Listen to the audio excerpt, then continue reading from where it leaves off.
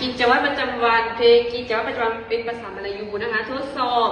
ก็คืองานเดี่ยวดีกว่างานคู่กูว่าเพราะบางทีมาเป็นคู่บางคู่ก็คือบางคนร้องหันไปหาเพื่อนนะคะโอเคsatu dua tiga bangun pagi gosok gigi cuci muka pakai baju makan roti minum susu pergi sekolah suka hati bangun pagi gosok gigi cuci muka pakai baju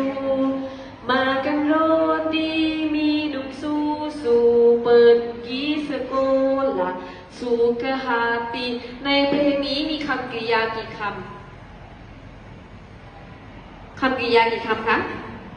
5 คำบางูนต่อไปโกโซแล้วก็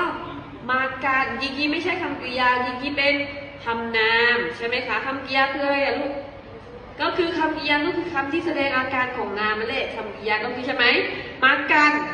มีนุ่มดื่มเปิดยีไปใช่ไหมคะอันนั้นก็คือคำกริยาหมดเลยนะเห็นไหมเราสามารถที่จะเรียนรู้คำกริยาผ่านเนื้อเพลงได้ด้วยนะคะ